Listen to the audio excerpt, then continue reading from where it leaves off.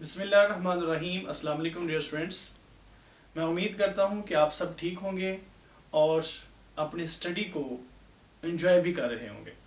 Dear students, आज first year का पहले चैप्टर का लास्ट लॉन्ग क्वेश्चन हमने डिस्कस करना है और ये क्वेश्चन बहुत इंपॉर्टेंट है। ये 2019 में as a long question paper में आ चुका है। डियर स्टूडेंट्स, जब भी कोई लॉन्ग क्वेश्चन आपने डिस्कस करना है, पेपर में प्रेजेंट करना है, तो सबसे जो इम्पोर्टेंट चीज़ जो आपको क्लियर होनी चाहिए वो है, आपको इस चीज़ का आइडिया होना चाहिए कि आपने कौन कौन सी हेडिंग्स बनानी है। आपको इस बात का 100% क्लियर होना चाहिए, पता होना चाहिए कि आपने लॉन्ग क्वेश्चन किस तरह से शुरू करना है, कैसे उसको आपने एक्सट्रीम पे लेके जाना है और कहाँ पे आपने क्वेश्चन को ख़त्म करना है। जब आपको क्वेश्चन की बाउंड्री का पता होगा ना, तो आप बहुत ही अच्छे तरीके से क्वेश्चन को अटेम्प्ट कर लेंगे। आपको अगर क्वेश्चन का ये नहीं पता कि मैंने कहाँ तक इसको लिखना है, तो आप उस पर बहुत ज़्यादा टाइम कंज्यूम कर देंगे। आपको क्वेश्चन की हेडिंग्स का स्टेप बाय स्टेप सारी चीज़ों का पता होना चाहिए, ताकि आपको बिल्कुल सही टाइम में क्वेश्चन ख़त्म करने का पता चल सके। तो आइए देखते हैं, एक ऐसा ही क्वेश्चन है, that is a protection and conservation of environment. Dear students, ये एक ऐसा क्वेश्चन है जो आप कह सकते हैं कि पोल्यूशन से रिलेटेड है, लेकिन इसमें हमने डिस्कस ये करना है कि बायोलॉजी का ओवरऑल रोल क्या है, एनवायरनमेंट को प्रिजर्व करने का, एनवायरनमेंट को प्रिजर्व करने में बायोलॉजी का रोल क्या है। क्वेश्चन इस तरह से आता है, discuss role of biology in protection and conservation of environment. तो डियर स्टूडेंट्स, यहाँ पे क्वेश्चन की जो ऊपर नरेशन है वो मेंशन कर रही है कि जो हमारा एनवायरनमेंट है ओवरऑल किसी ना किसी फैक्टर से, किसी ना किसी चीज़ से डिस्ट्रॉय हो रहा है, जिससे हमें अपने एनवायरनमेंट को प्रोटेक्ट करना है। तो पहले आप वो रीजंस, वो असबाब, वो फैक्टर्स बताएंगे जिसकी वजह से हमारा एनवायरनमेंट डिस्ट्रॉय हो रहा है। तो मैंने यहाँ पे चंद एक वो फैक्टर्स डिस्कस किए हैं जिसकी वजह से ओवरऑल हमारा एनवायरनमेंट डिस्ट्रॉय हो रहा है, और चंद एक फैक्टर वो भी डिस्कस किए हैं, मेंशन किए हैं, जिनसे हम अमल पैरा होकर अपने एनवायरनमेंट को प्रोटेक्ट कर सकते हैं। तो ये देखते हैं, पहले हम वो फैक्टर देखते हैं जिन फैक्टर की वजह से हमारा एनवायरनमेंट डिस्ट्रॉय हो रहा है। तो आपने एक सीक्वेंस के साथ इनको डिस्कस करना है। ये बहुत मुश्किल क्वेश्चन नहीं है, लेकिन इसको अगर आप एक रिदम के साथ, सीक्वेंस के साथ लिखेंगे तो ये क्वेश्चन आपका 8 से 10 मिनट में मुकम्मल हो जाएगा। आइए देखते हैं। तो सबसे पहले हम लिखेंगे इसमें डिग्रेडेशन ऑफ एनवायरनमेंट, यानी कि एनवायरनमेंट हमारा किस वजह से डिग्रेड हो रहा है। तो उसमें जो सबसे ज्यादा रोल है वो इंडस्ट्री का है। इंडस्ट्रियलाइजेशन क्या है? That is establishment of new industries. Industry का किसी भी जगह पे दोबारा हम जो इसको लगाते हैं, नई इंडस्ट्री जो तामीर करते हैं, उस प्रोसेस को इंडस्ट्रियलाइजेशन कहते हैं। तो डियर स्टूडेंट्स, इंडस्ट्रियलाइजेशन का नो डाउट कि हमारी जिंदगी में बहुत अहम रोल है। इसने हमारा लिविंग स्टैंडर्ड इंप्रूव किया है, हमें फूड दी है, क्लॉथिंग दी है हमें, और भी बेशुमार इसके ऐसे आर्टिकल हैं जो हम अपनी डेली लाइफ में इस्तेमाल कर रहे हैं। तो इसके साथ साथ इसका जो ज़्यादा साइड इफेक्ट ये है कि इसकी वजह से बेशुमार सॉलिड वेस्ट, गैसेस और लिक्विड्स डिस्चार्ज हो रहे हैं हमारे एनवायरनमेंट के अंदर, जिससे ना सिर्फ एयर पोल्यूशन फैल रही है बल्कि वाटर पोल्यूशन और सॉइल पोल्यूशन भी इससे फैल रही है, और बेशुमार एरिया ऐसे भी हैं जहाँ पे नॉइस पोल्यूशन भी इससे हो रही है। तो इसकी वजह से हमारा ओवरऑल एनवायरनमेंट डिस्टर्ब हो रहा है, चाहे वो एक्वेटिक है, चाहे वो एटमॉस्फेयर है, चाहे वो स्टूडेंट्स लैंड एनवायरनमेंट है। तो ओवरऑल हमारा एनवायरनमेंट इंडस्ट्री से बहुत हद तक मुतासर हो रहा है। इसमें से बेशुमार ऐसे गैसेस हैं, बेशुमार ऐसे टॉक्सिक एजेंट्स हैं, बेशुमार ऐसे वेस्ट हैं जो डिफरेंट बीमारियों का सबब बन रहे हैं। बेशुमार ऐसे कार्सिनोजेनिक ऑब्जेक्ट्स हैं, हैवी मेटल्स हैं जो कैंसर काजिंग है। ऐसे ही यहाँ पे एक एग्जांपल आपकी बुक में मेंशन की है, टैनरीज, जिनके लेदर इंडस्ट्री। टैनरीज एक ऐसी इंडस्ट्री है जिसमें हैवी मेटल, इनके क्रोमियम वगैरह ओवरऑल एनवायरनमेंट में रिलीज हो रहा है, जिससे कैंसर जैसी बीमारियां पैदा हो रही हैं। तो इसका मतलब ये हुआ कि इंडस्ट्री का नो डाउट हमारी लाइफ में बहुत इंपॉर्टेंट रोल है, लेकिन इसके साथ साथ इसके हमारे ओवरऑल लाइफ पे बहुत ज़्यादा खतरनाक असरात शो हो रहे हैं। पाकिस्तान के अंदर इंडस्ट्री की वजह से हमारा जो फ्रेश वाटर है, मरीन वाटर है, वो बहुत हद तक मुतासर हुआ है।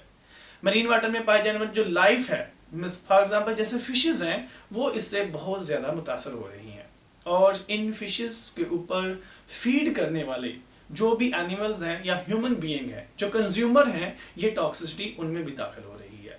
इवन ये कि इन टॉक्सिक केमिकल की वजह से बेशुमार ऐसी स्पीशीज हैं एक्वेटिक एनिमल की, सॉरी एक्वेटिक एनवायरनमेंट की, जो कि इंडेंजर्ड हो चुकी हैं, एक्सटिंक्ट हो चुकी हैं। तो इनकी वजह से ना सिर्फ एक्वेटिक एनवायरनमेंट डिस्टर्ब हो रहा है, बल्कि स्पीशीज आस्ता आस्ता नापैद हो रही हैं। तो इसको एड्रेस करना बहुत ही ज़रूरी है, इसको कवर करना बहुत ज़रूरी है, कंट्रोल करना इसको बहुत ज़रूरी है। अगर हम ऐसा नहीं कर पाएंगे तो सून और लेटर हमारा अपना इस ज़मीन पे एग्जिस्टेंस खतरे में डल सकता है। तो इसकी वजह से इसका मतलब ये हुआ कि इंडस्ट्रीज लगाना किसी भी कंट्री के लिए, किसी कंट्री की प्रोग्रेस के लिए बहुत ज़रूरी है, लेकिन उसको कंट्रोल करना, उसके जो वेस्ट है उनको मैनेज करना उससे भी कहीं ज़्यादा ज़रूरी है। तो डियर स्टूडेंट्स, इंडस्ट्रियलाइजेशन में आपने इंडस्ट्री की अहमियत बताई, और साथ में आपने ये भी बताया कि इंडस्ट्री के हमारी लाइफ पे के ऊपर बुरे असरात कौन कौन से पड़ रहे हैं। तो सेकंड स्टूडेंट्स, इसमें जो पॉइंट डिस्कस करना है आपने वो ऑटोमोबाइल्स है, यानी कि व्हीकल्स, गाड़ियां हमारी लाइफ में बहुत ज़्यादा अहमियत रखती हैं। ये एक ट्रांसपोर्ट का हमारे पास जरिया होती हैं, लेकिन इनके भी बेशुमार साइड इफेक्ट्स हैं। जैसे ये जो स्मोक इनका है, गाड़ियों का जो स्मोक है, इसके अंदर बेशुमार लेड के कंपाउंड्स हैं जो कि कार्सिनोजेनिक है, हमारी सेहत के ऊपर इसके बहुत बुरे असरात हैं। तो नाजरीन, डियर स्टूडेंट्स, ये ऑटोमोबाइल से निकलने वाला धुआं, गाड़ियों से निकलने वाला धुआं, ये बेशुमार हमारी लाइफ के अंदर कॉम्प्लेक्सिटीज पैदा कर रहा है। इससे बेशुमार बीमारियां पैदा हो रही हैं, स्पेशली इससे लंग कैंसर हो रहा है। लेड के जो कंपाउंड हैं हमारे लंग्स की टिश्यू में म्यूटेशन काज करते हैं, उससे लंग कैंसर हो जाता है। तो नेक्स्ट देखते हैं हम ओवर पॉपुलेशन। तो ओवर पॉपुलेशन के हमारे ओवरऑल एनवायरनमेंट के ऊपर बहुत बुरे असरात हैं। ओवर पॉपुलेशन क्या है कि किसी एरिया का कैरिंग कैपेसिटी से पॉपुलेशन का ज्यादा हो जाना, किसी पर्टिकुलर एरिया के अंदर जितनी पॉपुलेशन चाहिए थी उससे पॉपुलेशन एक्सीड हो जाना, पॉपुलेशन ओवर पॉपुलेशन कहलाता है। और इस पॉपुलेशन का ओवरऑल एनवायरनमेंट के ऊपर जो स्ट्रेस पड़ता है उसको हम पॉपुलेशन प्रेशर कहते हैं।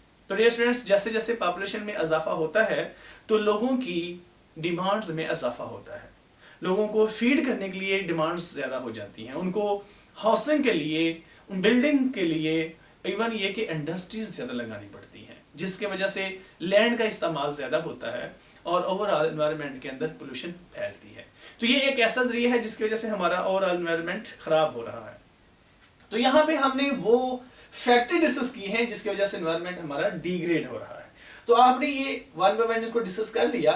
आगे हमने ये डिस्कस करना है कि हम एनवायरनमेंट को कंजर्व कैसे कर सकते हैं, कंजर्वेशन ऑफ एनवायरनमेंट। तो यहाँ पे मैंने चंद एक पॉइंट्स इनमें मेंशन किए हैं, इनको आपने वन बाय वन एक्सप्लेन करना है और बहुत ज्यादा डिटेल में मेंशन नहीं करना। जैसे इंडेंजर्ड स्पीशीज, हम इंडेंजर्ड स्पीशीज को किस तरह से प्रोटेक्ट कर सकते हैं। याद रखिएगा स्टूडेंट्स,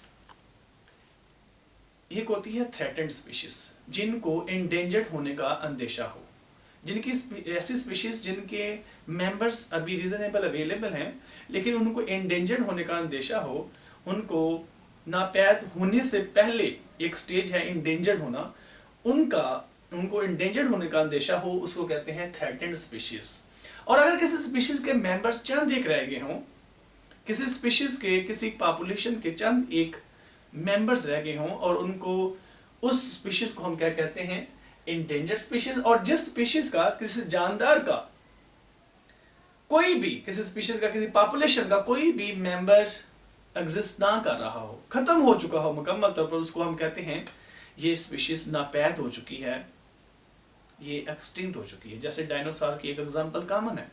तो वो स्पीशीज जो इंडेंजर्ड है, जिनके चंद एक मेंबर्स एग्जिस्ट कर रहे हैं, बेशुमार ऐसे एनिमल्स हैं जिनकी चंद एक स्पीशीज हैं इन पाकिस्तान, जैसे क्रोकोडाइल है, हबारा बस्टर्ड है, डॉल्फिन है, ये चंद एक इनके मेंबर्स रह गए हैं। हमें क्या करना चाहिए, ऐसे स्पीशीज जिनके मेंबर्स थोड़े हैं, इनको नेचुरल इकोसिस्टम प्रोवाइड करना चाहिए जहां पे ब्रीडिंग के चांसेस ज्यादा हों। और ब्रीडिंग के जरिए से इनकी पॉपुलेशन में इजाफा हो सके। तो ये एक फैक्टर है जो कि हमें किसने बताया है? बायोलॉजी ने। तो बायोलॉजी ने हमें इस हद तक इंफॉर्मेशन दी है कि हम कौन से एनिमल को किस हद तक डिस्ट्रॉय कर चुके हैं, हमने कौन कौन से स्पीशीज को बिल्कुल दुनिया से खत्म कर दिया है। बायोलॉजी ने हमें यह बताया है कि जो स्पीशीज कम रह चुकी हैं हम उनको किस तरह से मजीद बढ़ा सकते हैं, उनकी तादाद को कैसे बढ़ाया जा सकता है। इंडेंजर्ड स्पीशीज की हम अगर हिफाजत करें, उनको नेचुरल हैबिटेट दें, तो उनकी पॉपुलेशन में इजाफा किया जा सकता है। The second one that is reforestation. तो पॉपुलेशन जैसे जैसे बढ़ती है, अभी हमने डिस्कस किया पॉपुलेशन के बढ़ने की वजह से क्या होता है, हम फॉरेस्ट को क्लियर कर देते हैं अपने पर्पस के लिए। लेकिन हम इस फैक्टर को कंट्रोल भी कर सकते हैं। अगर हम फॉरेस्ट को इस्तेमाल कर रहे हैं तो उसकी जगह पे हमें रीप्लांटिंग करनी चाहिए। हमें जहां से फॉरेस्ट काट दिए हैं उसी जगह पे हम नए फॉरेस्ट भी ग्रो कर सकते हैं, वहां पे नए जंगलात बना सकते हैं। आपको पता होना चाहिए फॉरेस्ट की हमारी लाइफ में बहुत ज्यादा अहमियत है। ये इन्वायरमेंटल बफर कहलाते हैं, ये इन्वायरमेंट को मेंटेन करते हैं, ये क्लाउड्स का काज बनते हैं, ये ओवरऑल इन्वायरमेंट के अंदर आप कह सकते हैं कि कूलनेस करते हैं, ह्यूमिड काज करते हैं, ये नमी लेके आते हैं, एनवायरनमेंट को ओवरऑल खुशगवार यही बनाते हैं फॉरेस्ट। अगर हम फॉरेस्ट को रिमूव करते चले जाएंगे तो हमारे एनवायरनमेंट के अंदर कार्बन डाइऑक्साइड की कंसंट्रेशन बढ़ती चली जाएगी। तो हमें चाहिए कि जितने हो सके दरख्त लगाएं, जितने हो सके फॉरेस्ट को ग्रो करवाएं। तो ये नॉलेज हमें किसने दिया? बायोलॉजी ने। तो इस वजह से बायोलॉजी के नॉलेज की वजह से हम एनवायरनमेंट को कंजर्व कर सकते हैं। The next student that is biodegradation. Biodegradation एक बहुत ही अहम फैक्टर है। मैंने ये फैक्टर आपकी बुक में मेंशन नहीं है, आपकी इंफॉर्मेशन के लिए बताया है और आपको ये मैं रिकमेंड करता हूं कि ये मेंशन करें। बायोडिग्रेडेशन क्या है? बाज़ दफा सॉलिड वेस्ट, एनिमल का वेस्ट, हम क्या करते हैं उसको ऐसा फेंक देते हैं सड़कों पे, गलियों में, इवन ये कि हम अपने जो सराउंडिंग गांव के, शहरों के नियर बाय रीजन्स हैं वहां पे फेंक देते हैं। हालांकि ये बहुत बड़ा एक एनर्जी का सोर्स बन सकता है। हम इसको अगर सॉइल के नीचे बरी करते हैं तो क्या होगा, इसी ऑर्गेनिक मैन्यूर से, ऑर्गेनिक मैटर से क्या होगा कि बैक्टीरिया वगैरह इसको डिग्रेड करेंगे, डिकम्पोज करेंगे, उससे क्या होगा, नेचुरल गैस पैदा होगी। उस नेचुरल गैस को हम अपने पर्पस के लिए यूटिलाइज कर सकते हैं, हम इसको इस्तेमाल कर सकते हैं अपने बेनिफिशियल पर्पसेस के लिए। तो यह हमारे लिए बहुत मुफीद साबित हो सकती है अगर हम इसको जाने तो। आज भी आप देख लें कि बेशुमार एरियाज के अंदर इन चीज़ों के बारे में इंफॉर्मेशन नहीं है और ये ऑर्गेनिक मैन्योर यानी कि जो जानवरों का गोबर है वो ऐसे ही पड़ा रहता है। हालांकि इसका इस्तेमाल कर सकते हैं, हम इसको सॉइल के नीचे बरी करें, इससे नेचुरल गैस हम प्रोड्यूस कर सकते हैं। तो ये इल्म किसने दिया हमें? बायोलॉजी ने। बायोलॉजी ने हमारी इस हद तक हेल्प की है कि हम नेचुरल गैस को कैसे प्रोड्यूस कर सकते हैं। The next one that is bioremediation. Bioremediation, bio mean living organism, remedy कहते हैं ट्रीटमेंट को, इलाज को, रोकथाम को। तो बायोरेमिडिएशन एक बहुत ही इंपॉर्टेंट शॉर्ट क्वेश्चन भी है। The process or the technique that is used to remove or degrade environmental pollutants by using living organisms. हम लिविंग ऑर्गेनिज्म का इस्तेमाल करते हैं और एनवायरमेंट से पोल्यूटेंट को रिमूव करते हैं या उनको डिग्रेड करते हैं, डिकम्पोज करते हैं, तोड़ते हैं। किनका इस्तेमाल करते हुए? जानदारों का। ऐसे टेक्निक को हम क्या नाम देते हैं? बायोडिग्रेडेशन। द रिमूवल और degradation the environmental pollutants. Pollutants क्या होते हैं? ऐसे फैक्टर्स, ऐसे असबाब जिनसे पोल्यूशन होती है। तो इनको अगर हम तोड़े, इनको डिकम्पोज करें, कैसे? बैक्टीरिया की मदद से, तो इसको क्या कहेंगे हम? बायोरेमिडिएशन। तो बायोरेमिडिएशन के प्रोसेस से हम एनवायरनमेंट के पोल्यूटेंट को रिमूव कर सकते हैं। आपकी बुक में एक एग्जांपल लिखी है, जैसे एलजी है। एलजी एक ऐसा ग्रुप है लिविंग ऑर्गेनिज्म का, प्रोटिस्ट का, जो किसी भी एक्वेटिक इकोसिस्टम से हैवी मेटल को जज़ब कर लेती है।